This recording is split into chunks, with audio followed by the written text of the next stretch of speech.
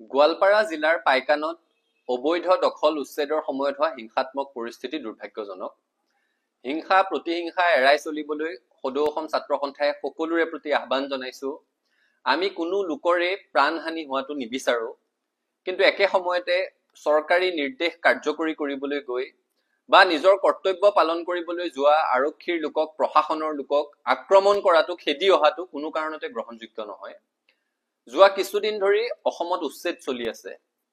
উচ্ছেদ সন্দৰ্ভত সদৌ অসম ছাত্ৰ সন্থাৰ স্পষ্ট দৃষ্টিভংগী আছে।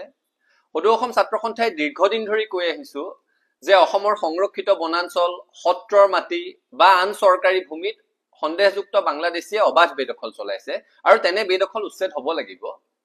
অসম চুক্তিৰ 10 নং দফায়ো অসমৰ চৰকাৰী ভূমিত অবৈধ দখল ৰোধ কৰা আৰু বেদখল উচ্ছেদ কৰা সন্দৰ্ভত স্পষ্ট প্ৰতিশ্ৰুতি প্ৰদান কৰিছে।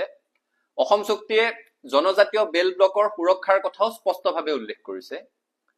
এই উচ্ছেদৰ গোটেই বিষয়টোৰ সৈতে জনগাঁথনিৰ পৰিৱৰ্তনৰ কথাটো জড়িত হৈ আছে আৰু খিলঞ্জীয়া মানুহৰ ভূমিৰ অধিকাৰৰ কথাটো জড়িত হৈ আছে।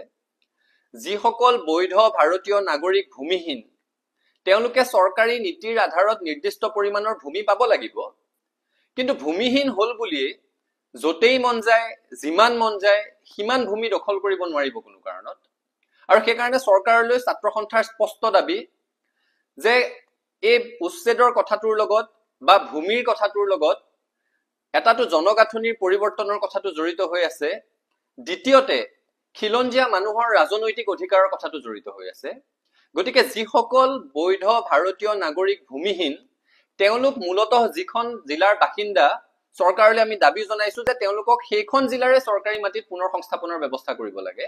কোনো কাৰণত বেলেগ জিলালৈ আনি পুনৰ সংস্থাপন কৰাৰ ব্যৱস্থা কৰিব নালাগে। কাৰণ আমি নিবিচাৰো যে ভূমিহীনৰ পুনৰ সংস্থাপনৰ নামত ভৱিষ্যতে অসমৰ কোনো জিলাৰ পুনৰ জনগাঁথনি পৰিৱৰ্তন হওক বা কোনো সমষ্টিত জনপ্ৰতিনিধি নিৰ্বাচনৰ অধিকাৰটো খিলঞ্জীয়া মানুহৰ হাতৰ পৰা ওলাই গৈ ভূমিহীনৰ নামত পুনৰ সংস্থাপন লবলৈ অহা এইসকল লোকৰ হাতলৈ গুচি যাওক, সেইটো ছাত্ৰ সন্থাই নিবিচাৰো। আৰু সেইকাৰণে স্পষ্টভাৱে দাবী জনাইছো যে যিসকল লোক বৈধ ভাৰতীয় নাগৰিক আৰু ভূমিহীন, তেওঁলোক মূলতঃ যিখন জিলাৰ বাসিন্দা তাতেই চৰকাৰী ভূমিত তেওঁলোকৰ পুনৰ সংস্থাপনৰ ব্যৱস্থা কৰিব লাগে। ভূমিৰ অধিকাৰ অসমত খিলঞ্জীয়া মানুহৰ হাততহে থাকিব লাগিব। আৰু অসম চুক্তিৰ 6 নং দফাৰ আধাৰত বিপ্লৱ কুমাৰ শৰ্মাৰ অধ্যক্ষতাত গঠিত উচ্চস্তৰীয় সমিতিয়ে এই সন্দৰ্ভত স্পষ্ট পৰামৰ্শ আগবঢ়াইছে আৰু সমিতিৰ পৰামৰ্শ অনুযায়ী খিলঞ্জীয়া মানুহক ভূমি সম্পৰ্কীয় ৰক্ষা কৱচ প্ৰদানৰ কাৰণে সদৌ অসম ছাত্ৰ সন্থাই অসম চৰকাৰক স্পষ্টভাৱে দাবী জনাইছো।